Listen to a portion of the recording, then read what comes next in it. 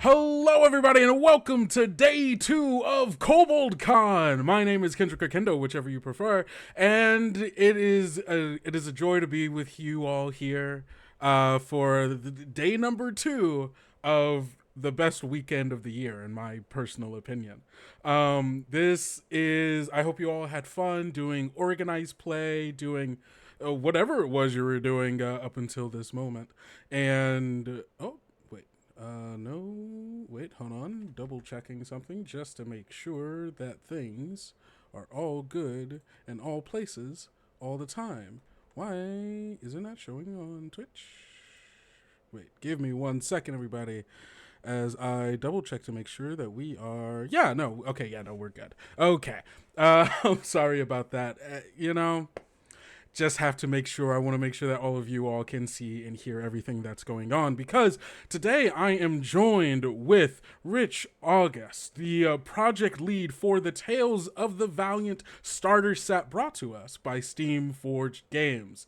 If you were here yesterday, we showed a trailer talking about it a little bit, but Rich, you were the person who helped make it happen. Please tell the people about yourself and your role in making it come to pass. So yes, so I'm Richard or Rich August, whichever people prefer, and I'm a writer and designer and have been for 8 or 9 years in the TTRPG industry now. In fact, the very first place I ever had anything published was the Kobold Press blog. I Whoa! had three or four short little places to visit. That were published there, and so I always have a great affection for Kobold as the very start of my journey, and yeah, so since then I've worked for a lot of companies, written a lot of stuff, and I was for about 5 years Steamforged head of lead RPG writer and designer, and during that time we've always loved Kobold. Wolfgang Barr, of course, bit of a hero, and then I have a lot of friends who work with a Kobold, so Alex Stangroom, who is operating head of operations or something like Yeah, that, our something fancy. COO. Yeah. And Brian Suskind, who I think now is full time with you Yes. guys, but wasn't. He was just a reliable freelance hand then. And so we got talking, and we said, "Oh, we'd love to do something together."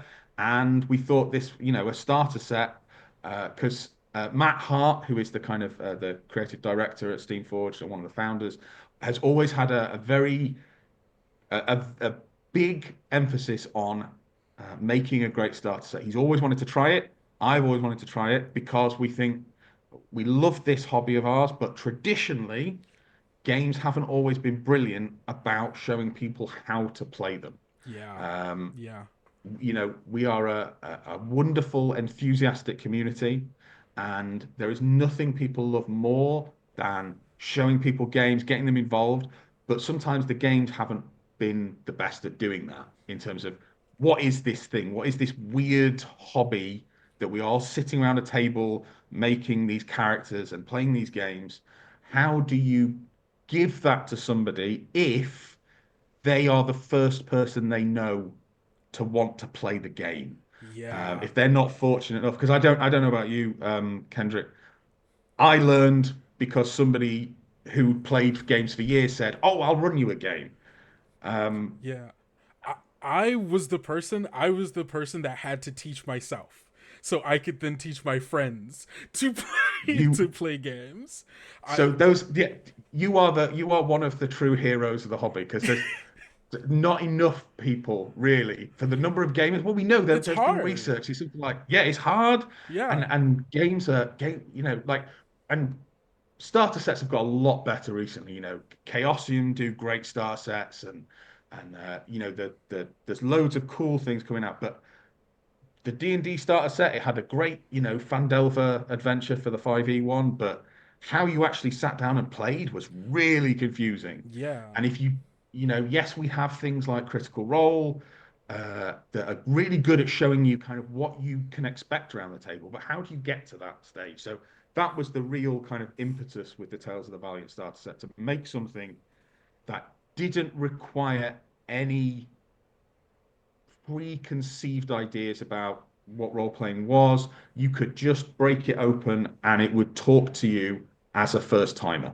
So kind of hopefully make the next generation of Kendrick's jobs easier. Yeah, no, that and like honestly, that's something I could have used because yeah, just like you were saying, like I got into playing tabletop games during fourth edition D&D, and it was because I was watching videos of someone talking about their game, and I was watching like the Acquisitions Incorporated like live plays, and like the Chris Perkins like playing with like the Adult Swim cast or whatever it was that, or it was Robot Chicken producers or something, and it was like I was watching those, but when it came to okay, I need to sit down, I need to learn the rules because I want to make my friends play this game with me. It was so difficult, in fact, that I was reading fourth edition books and I was like, okay, I need to get a like I need to get a character sheet, and I like downloaded a character sheet to print, and I went to make a character. I'm like, oh, none of this makes sense because I had downloaded a 3.5 character sheet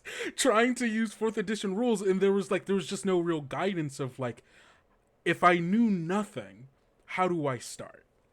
And so like Well, something like this and is really yes, cool.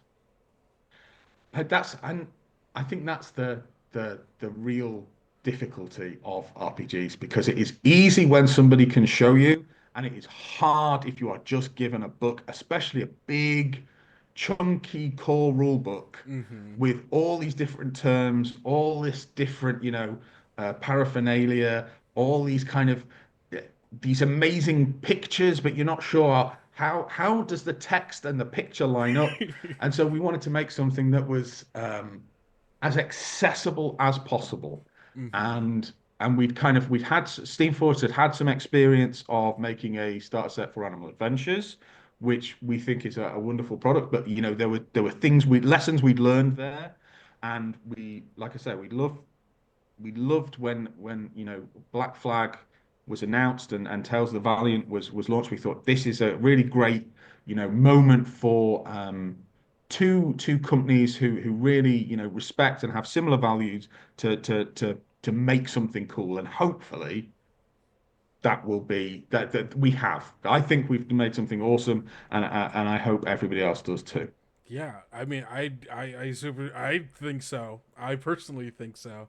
And so like, yeah, let's get into it a little bit, right? Like, what was it knowing that your goal was I wanted to make something that would make it easy for if you knew nothing about tabletop RPGs, if you knew nothing about Tales of the Valiant, you knew nothing about D&D, anything like that. What was it like designing, and like what was the process and thought process like? What were the things that you thought people were going to need to make it easy for them? So there were two things I thought were essential. One was an introductory booklet which started from first principles for both players and GMs, Mm-hmm. and not to necessarily split those two roles up too early, because I think it's easy to forget that GMs are players, Yes. and that players and GMs are, that there shouldn't be this kind of separation immediately, that, you're learning together. Mm-hmm. And it shouldn't be all on the GM to explain everything and know everything. There's players can really help there. And is a friend of mine, Neve Gardner, who's a fantastic designer, made the observation that lots and lots of like how to play TTRPG things have this kind of unspoken assumption in them that being a GM is kind of hard or difficult. And so Mm-hmm. I wanted to, which it is, but It also it's can be, amazing but fun, and there's not enough sometimes reminding people that this is a great job. You get to do this. This is so much fun. right. So I wanted to make sure we weren't falling into those traps, and I wanted to address basic things like how do you talk around the tabletop? Um, and because I think there's this expectation. Um, well, when I started playing, which was a long time ago, we're a long time ago now. In fact, I've got the first starter set I ever bought there, the third edition starter set, Whoa. uh, which was which is really good in some ways. But then things like when you're sitting around with your friends, how are you meant to talk? Do you talk in first person, in third person about your character? My character does this. What's right? What's wrong there? How are you meant to use your character sheet? How Mm-hmm. often should you be referring to the rules? These kind of basic things which you learn in play, but which can be really difficult to pass, I think, for first timers and can put people off. If you've Yeah. got if you get very anxious about things, which I know I do, if these little things you would read stories online on Reddit and on Facebook or your comments under videos about, oh, I would love to play, but and I wanted something that was really conversational and would hopefully resolve some of those questions before they became these big blocks in people's heads. Yeah. And then the second thing I knew I wanted was uh, a solo adventure for the GM, because I think that is a really effective way of helping the GM learn the rules Hmm. and making, again, emphasizing the fact that GM is a player. You are here to have fun. You are not just some kind of, like you're not just there to tell the players off and be like a teacher. You're there to have fun too. So here is a fun adventure for you to do to get the feeling you want your players to have and for you to have it too. So Right. we got in all the adventures in the set were written by Oliver Darkshire, who is a wonderful writer and designer. I think he's got a novel coming out very soon. Hugely, hugely talented person who'd done some really, really fun and uh, unusual adventures, a lot on DM's Guild. Hmm. He wrote some really just clever, unusual stuff, and I knew he was somebody I thought would do a really really good job. So we kind of talked about what that adventure should look like, and he made something fantastic with it, with the wizard. Well, the wizard's apprentice-ish, Cabbage, who you get to play him in that first solo adventure if you're the GM, if you're going to learn the rules. Not that you couldn't give it to a player if you wanted. They Right. could absolutely do that as well. If you could pass it around the players before you start. But it's really for the GM to get a feel for what the game is going to be like and how you would ask for tests, when you might ask for a test, and kind of break it down. So it's a fun handheld, no, hand holding Yeah. learning experience. So you are kind of guided through in hopefully what is a fun and amusing um, Yeah. way, and then that introduces a few of the kind of key characters who will then recur through the next adventures that the GM can run players through. That's really cool. And I love that because it's like this very much I again, a thing that even though when I was teaching myself, I had like the base ideas of like this is what I think an adventure is like based off of like the shows that I've seen, but truly I was really just I was really just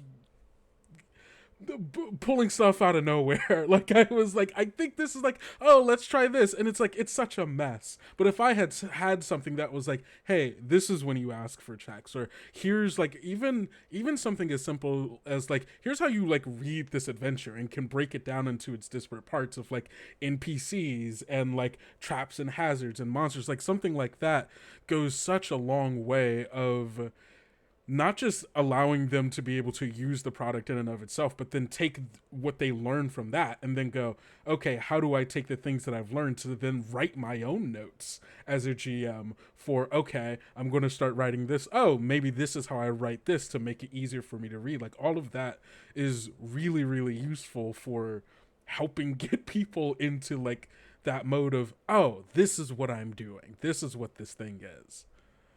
And we're in a it's RPGs are such a weird hobby industry. The whole thing is Yeah. that the I don't know if you're familiar with Map Crow, the YouTube channel. So the Not guy off the who top of runs my head. that, they do some wonderful videos if you're interested. Um, and he talks about folk, art, RPGs being a kind of folk art, and that it's mainly passed along by other people. That's how you learn, and so we forget, I think, how much of it is just received wisdom, how much of when is appropriate for a check to be asked, how when do you do this, how do you do that, so little of it, so little of the kind of really effective stuff is actually written down and codified in a helpful way. So much of it is you just learn, and so it's very difficult to make it accessible. And so it's always an effort. There will be things in this starter set that we will look at in a year or two and think, oh, maybe we should have put that in, and maybe we should have put that in it. We should have said this because that's you forget these things, but Mm-hmm. moving in that direction all the time and improving and giving those tools to GMs and players so that everybody everybody feels on the same page and everybody feels able to play. They're so important. Yeah, that's I'm gonna have to go. I That's a very specific niche that I love. I wrote several papers in college for folklore classes about the oral tradition of teaching RPGs to each other and like Oh, how fantastic. the like almost like the lineage, like there becomes like a lineage of from table to table as one person learns from one table and then takes what they've learned to take it to a different table, and it kind of creates this branching like almost like family tree of different ways in which people learn how to play games, how they learn how to talk about games. And I need to go check out those videos. That's a that's wildly a very specific thing that I love a lot. I can't remember the name of the video, but he has a lot of very interesting stuff on there. So even if it takes you a while to find it, I'll find it. there's lots of cool stuff. But yeah, I know he taught game design, and I think there's a lot of stuff in there. So yeah, it's a weird the oral tradition. It's a form of oral tradition, of course it Yeah. is. Yeah, and like so, and I think that's why kind of actual play channels have been so useful in some ways Mm-hmm. of engaging people and getting them used to what things happen at a table. But then they are such they're kind of like a little kind of sub-reality clinging onto Yes. the main the main bubble of Mm-hmm. RPG, so that they do things in a very different way from most tables Yes. because that's the form of the actual play is that you need things to be different. You need things to be bigger in some ways. Mm-hmm. You can there are certain affordances that you get from having highly trained, highly talented voice actors and improv artists Yeah. that other tables, don't have. Um, and so you have these kind of divergent traditions where people are bringing one thing into another, and it's just such a fascinating melding pot that I could talk about for hours, Yeah. which is probably not what people have tuned Yeah. in for if No, they want to hear about the star set. So I will shut up. no, I don't worry. I can tie it all back in because along with that, the increasing nature of like actual plays, but also automation and the ways of like virtual tabletops, D&D Beyond, so on and so forth. And the rise of people getting into this hobby throughout the pandemic has kind of cut off a degree of that oral tradition and lineage because there's so many people who are starting to play for the first, like they know no one else. They've watched Mm, Dimension 20, they've heard about Critical Role, they've listened to a thing and they're like, "Oh, how do I get into this?" And then they're like, "Oh, I'll go to D&D Beyond, or I'll go to Roll 20, I'll go to Fantasy Ground, so on and so forth." And those automated tools do not incentivize necessarily actually reading the book and actually learning the rules. And those automated tools have created, there are a lot of people right now who are playing games who can play the game and they know how to play the game. They don't know the machinations under it. There are many people who, if you gave them a sheet of paper and gave them a book and told them make a 5th edition character, they couldn't do it. And that's not a bad thing. This isn't a value judgment on those people because those tools, those VTTs, are very good. However, it does not incentivize them to actually, like, if you told someone, okay, your dex is 15, what's your modifier?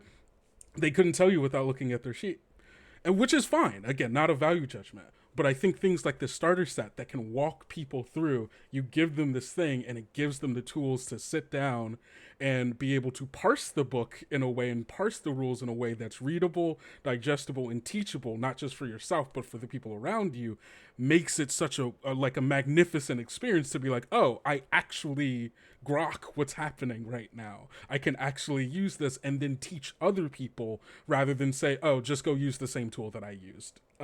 It in that way.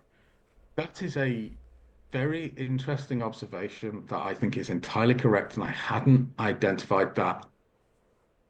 Yes, I think to about a this a lot. degree.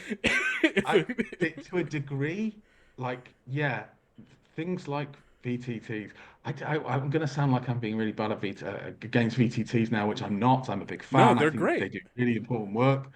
But yes, the incentive is to keep going back to the virtual tabletop, not necessarily to the game. Hmm. And I hadn't thought about that split before, but you're absolutely right. And yes, and what we want to do is encourage people to engage with the game, with the crunch and the heft of a game, and that there is a kind of a real joy in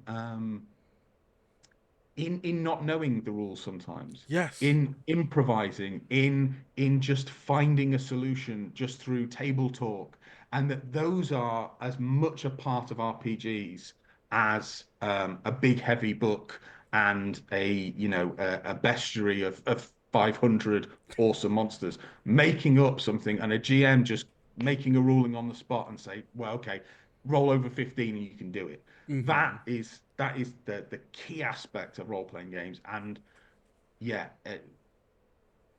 embracing the kind of the physical, tactile element of the hobby is a great way of um, understanding those kind of those less talked about bits, those bits that aren't as codified, and so hopefully the starter set, the Tales of the Valiant starter set, is some contribution towards helping people do that. Yes, I hope so. Because again, I think this is very much a tool that is super helpful. Like, and this can be also, even if you are already an experienced game master, experienced player. If there are people in your life, if you have a kid who's like, oh, I see my parent doing this thing, I want to get into this, maybe with me and my friends, you can get them potentially this starter set, and they can sit down and they can go through the mess of learning together, which I think is really, really a cool possibility that the starter set opens up. I mean, I love that. Yes, the mess of learning together. RPGs are messy.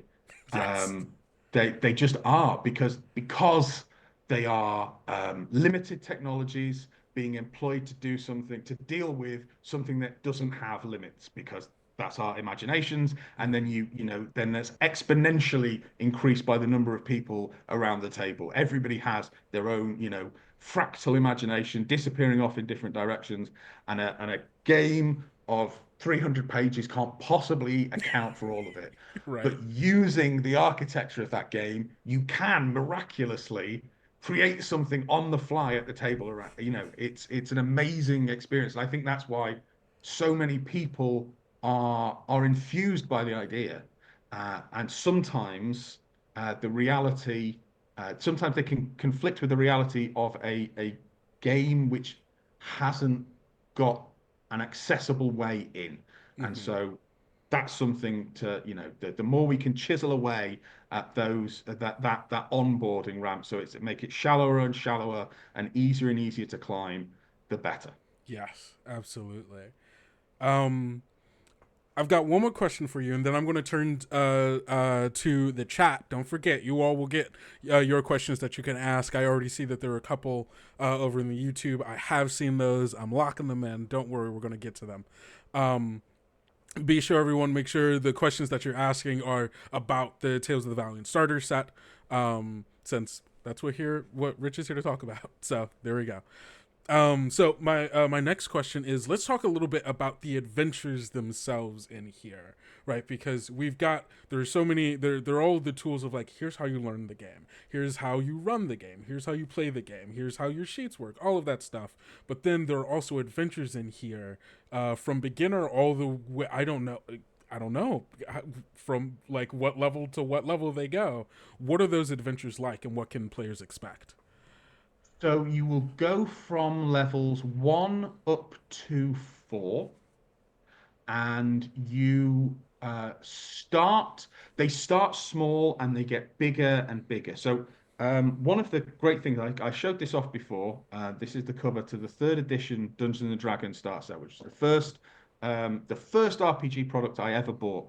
And what was so great about it was that the adventure book started with you kick in the door and you deal with one goblin. And it is one room, one fight. And then each subsequent iteration of that got bigger and bigger until you had this enormous dungeon. And I wanted to capture that sense of gradation and of gradually becoming more and more familiar with the system. So we start with that solo adventure, which introduces a wizard in a small town who is going to recur as the quest giver, if you like, throughout the rest of those adventures. And they each become more complex while teaching you specific elements of the game rules. So Adventure One will take you through a basic combat. And there's some plot elements there. I don't really want to spoil those because Oliver's put a lot of real kind of character and joy into them that I don't want to ruin the plot. So I'll just talk about them as kind of game tools, if you want. Yeah. Then the second adventure is much more about role playing because I think that I certainly felt in other sets, that can be kind of assumed that players will just grasp that. And I think there's some truth in that. It's very easy to kind of just understand, if a GM starts role playing with you, but an adventure that is about that, about talking to different kinds of NPCs, some monstrous, some not, to start to get an idea of the kind of multiplicity of personalities you might experience in an RPG, the different ways of dealing with a problem, which aren't just I hit it with my sword, are sometimes underserved, I think, and we wanted to make sure that there was something there so that players could find different ways of dealing with conflicts and know that this was as legitimate a way of playing this game as kicking a door in, hitting something, and taking its stuff. So that's the second adventure. It's a really interesting and quite creepy in parts, but you get to talk to some really fascinating creatures. There's a very cute little dragon. It's great. Then the third adventure is starting to put those together, and you go through a particularly kind of interesting series of little events. You encounter a few traps, a few new monsters posing some very different combat puzzles. And then again, there's this sort of interesting little moral quandary at the end, where you have to work out what should I be doing here? What is this? How do I deal with this? Yeah. Uh, and then the final adventure is kind of putting everything together, and it's a proper grand things might go really, really wrong if we don't pull together and act like, big damn heroes. And it's pretty awesome. I don't want to ruin it, but it involves all sorts of horrible creatures in a tomb, and it's a proper classic dungeon crawl with a interesting little twist. So it's the kind of culmination of all this work the characters have done, all the kind of experience the players have accrued, both in game and out of game, to get well on the road to immortality and in the Great Hall of Heroes. So Yeah. it's a great suite of adventures, and they do scale. They do each feels really different. Each is teaching you different things, and they are a huge amount of fun to play. I loved playtesting them. Oliver did a wonderful job putting them all together, and they dovetail really nicely with the rules, which come in. You get your own a separate kind of rules reference book, so you don't need to just sit and read the rules. You can start playing immediately, but you've always got that thing to fall back on to make sure you know where you are. That's really good. And I love that it builds on to each other, going from here's how the game works just as the basis. Okay, what happens when you add RP onto the rules that you already know? And then when you start, what is a more advanced version of you're not just interacting with a character, you're having to make choices that affect the story, that affect how you feel about each other, and more. Like, I really, really like that. That is, I feel like a really good start to having to understand this is what a role playing game is or what it can be and how you're supposed to engage with it. That that seems great. Wonderful. Um awesome. Okay, so we've got some questions. Uh Excellent. First, I've got a question here. And I know you're saying you don't want to spoil too much about some of the adventures, but one person's asking, what kind of monsters can we expect to encounter in the starter adventures?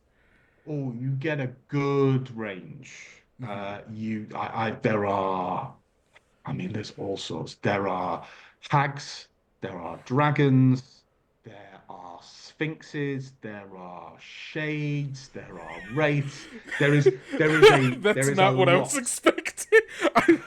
I There is there is a lot of stuff in here, and it's definitely not just starting with goblin, goblin, goblin. No, there are enough adventures in the world where you can fight goblins. We wanted to, that some of Kobold's most wonderful books are just filled with monster ideas. yeah. I will never forgive whoever it was came up with the Ogreipede, which is Tova Beast nightmare 3. fuel, but Yeah. that's the kind of, when you're working with a company with such a rich history of truly perverse monster design, it is only right that you make sure the adventures reflect some of that. So Yeah. yeah, you get a real range of interesting and unusual stuff. Oh, that's really cool. I when you said you were like wraiths, dragons, sphinxes, I'm like, what, for the starter adventure? That's that's gonna be so cool. Oh, that's so cool. Another question that I have here that's kind of linked to that, and is what levels does the starter adventures like kind of take you through? So you will have every character in the set has their own miniature and their own character portfolio, which is your basically your character sheet, but it folds out and it will take you through the stages of leveling up. So rather than Mm, have to get a new character sheet and fill it in, you tick certain boxes, you make a couple of little adjustments, and you're good to go. And you will go from I'm pretty sure, and I may be wrong, it may be 1 to 5, but I think it's 1 to 4.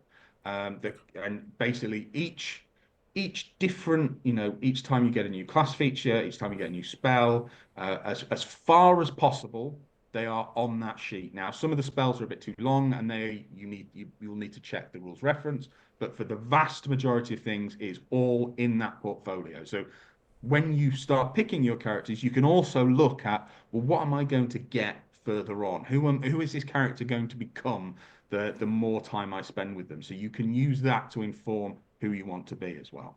love that. Love that. Got another question here. Does the starter set provide any call outs to show the differences between TOV and 5e if someone were, say, using it to from 5e to be like, okay, let's see how TOV works? That is a very good question, and no, it doesn't. It Okay. presumes you are coming in with almost no knowledge Mm-hmm. of RPGs, and I while I mean, I think it's a really interesting idea, kind of conversion set. It wasn't a design goal we had to it. So no, there isn't that. Uh, I mean, the differences are fairly minimal, and I think anybody who is kind of sufficiently well versed in 5e that they are looking for a change will be able to pick up on those changes very quickly. Mm-hmm. But it's not something we expressly call out now. Understandable. Um, let's see. Oh, this other question I think we've already answered, but I guess we can say this more explicitly. Are the adventures connected, or do they just have like a run through, like a connecting through line versus one leading into the other? So you could definitely run them as standalone adventures.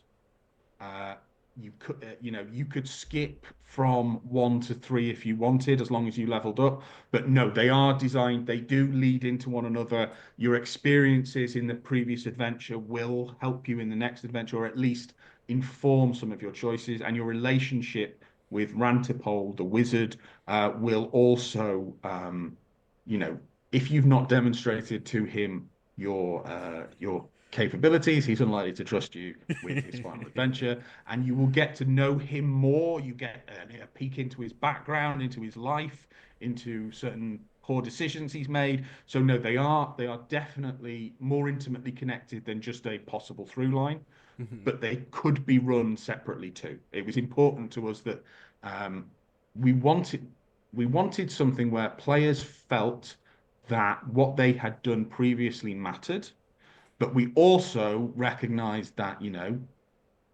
people have constraints on time, and people, once they know the rules, might just want to go off on their own and make something up. Right. And we didn't want them to feel that you had to do it this way, or that, the experience you'd gained was valueless or something. So it works both ways, but you'll definitely get um, a fuller experience of the box set if you play them in order. Gotcha. Makes sense. That makes sense. Got another question here. Are For the monsters in the starter set, it looks like there were an awesome set of pawns that came with it. Mm. Are they pawns or are they disc tokens for the They're monsters? disc tokens, Okay. yes.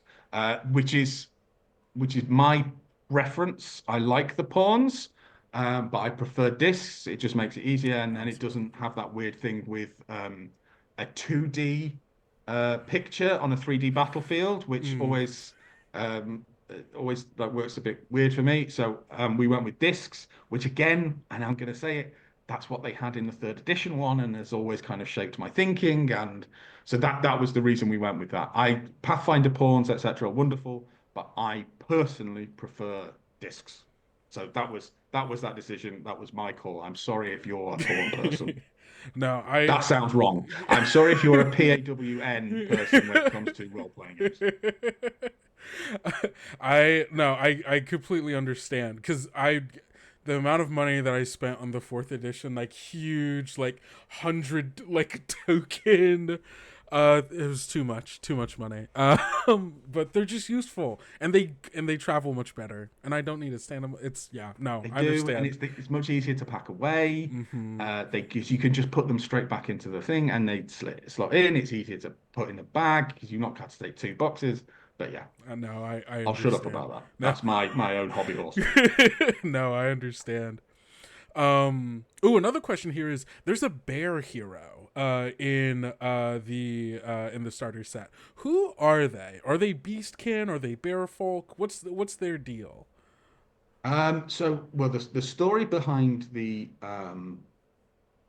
I mean, I don't want to spoil too much. Oh, they've got He's like a really cool. He's okay. got a character sheet with his own backstory in, some backstory and stuff, and he's really awesome. The important thing to know about him is that you can be a beast person in Tales of the Valiant Yeah. as a starting species. You can just be that. And look, the Valiant Six are awesome. They're really cool. But I was looking at the book and I say, well, hang on, I can be a bear person. Why why isn't one of these a starting character? And then I mentioned this to our sculptor. I happened to mention this to SFG's lead sculptor, and suddenly there was a bear with a hammer. Um, and that's all I've ever really wanted in a fantasy game. And so, so we kind of said, look, we've done these guys. We've also done a bear person with a hammer. Hmm. How do you feel about us including him as one of the starting four? And amazingly enough, there was no pushback And they're like, yeah, because go for it. I think everybody really wants a bear with a hammer on their tabletop if they can get it. So I don't want to give too many details away about him. I think he's other than he's pretty cool. He's an absolute beast in combat. No pun intended. Is he a He is barbarian? I he assume he maybe a may bear. be. He Okay, may. I mean, look, Kendrick. If understand, you don't know me understand. very well, we've only just met tonight, but there is no way I was missing the pun of barbarian. No, I So understand, understand, I understand. am not that strong, and I couldn't neither resist. is Ginny Loveday, who worked on the set with me. So that was unfortunately inevitable. You know what? I can't even blame you. I can't even blame you. Um, another question here is, do you know if there will be any connections to any of like the labyrinth or let's say even Midgard, like any of Kobold Press's like core like settings with the So adventures?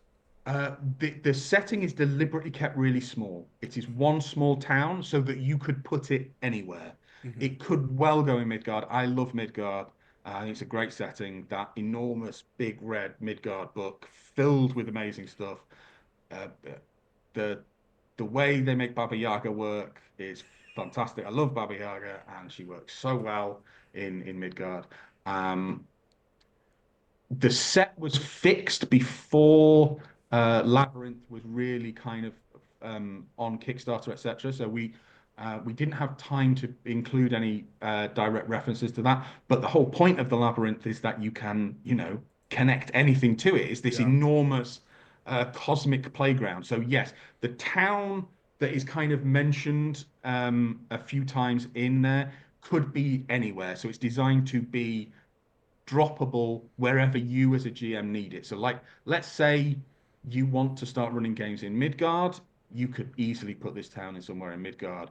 If you want to, I don't know, maybe you want to borrow a setting from another game, this town could drop right in. So we wanted to make it as flexible and easy to deploy depending on where new GMs thought their games might be going. Hmm. That makes a lot of sense. Um, da, da, da. Oh, are there NPCs that you can pick up as party members to use as they're going through the adventures, or is it primarily the players going in solo for the different stuff? It there are some really interesting NPCs, but they are not going to be joining you too often. Hmm. Um, that's not to say you couldn't improv that as a GM, but it's not something presupposed by the adventures. There's a lot of talking. There's a lot of interesting choices, a lot of interesting backstory for people, but Hmm. um, how that kind of ends up influencing the overall story will be up to the players. Yeah. Yeah, understandable. Um, the final question that I have here is actually no, I have two more questions. One of Two them is more. Okay. yeah, one of them is from our community manager. Do you think that these adventures would be suitable for a convention setting? Let's say if someone were taking it, it's like, oh, I want to teach people at a place. Here you go. Absolutely, absolutely. And depending on the length of slot you had, you could definitely run an hour, 2 or 3 hour slots. Kind of like I would think a 1 hour slot would be perfect for the opening adventure. I think a 2 hour slot you could do the opening adventure and the second adventure. The third adventure would fill a 3 hour slot by itself. And I think the fourth adventure would do the same, maybe, or in a 4 hour slot. So it would be really, hopefully, if as a new GM you wanted to go to a convention and run something you were comfortable with, or for GMs looking to teach people Tales of the Valiant, this could kind of do whatever you needed it to do in terms of typical lengths of convention game slots. Amazing. Awesome. And the final question I have here, and I don't even know if you would know the answer to this. Maybe, do you know if there were any future plans, any other miniatures or adventure sets that were ever concepted, maybe potentially in the works? Um, I actually don't. Understandable. I hope there will be a labyrinth. I mean, this is just me speaking. I cannot emphasize that enough. I have not heard anything from Kobold about this. I've not heard anything from Steamforged Games about this. This is just Richard as an interested party who likes both companies talking. I would love to see a labyrinth epic encounter because I think you could do some Ooh. really cool cosmic weirdness that I would very much like to see SFG sculptors get their hands on, and Yeah. maybe somebody like Brian Susskind could write that, or a Wastes of Chaos one, because I love sword and sorcery, and that's a really cool sword and sorcery setting. So that would also make a great epic encounter. But that is, as I say, that's just me talking. Hey, gang, if you want it, yell enough. That's the best way. If you yell Email enough, people. yeah. If you, okay, maybe don't email us. Don't email customer support asking for the box set, but yell in our Discord on social media. If you're like, man, I really want a box that does this. Oh, I want a labyrinth box. Hey, if you yell about it, we listen. That's all I have to say. So, Rich, thank you so much for sitting down and talking to me about this. This is so cool, and the fact that the starter set is going to exist for both this generation and hopefully future generations of gamers, getting them into Fingers crossed. not just TOV but into role playing games in general, I think is so cool. Thank you so much for your work and for talking to us about it. Oh, thank you for having me. It's been an absolute joy. Of course. And everybody, we're going to take a quick break here, but we will be back to talk about some virtual tabletops. I've got some videos that, well, we'll talk about it then. We're going to be talking about how you can play Tales of the Valiant on some virtual tabletops. Go use the bathroom, get a snack, whatever it is that you need to do to take care of yourself. Please go do that. And we'll be back in longer than a blink of an eye, but sooner than you think. All right, see y'all.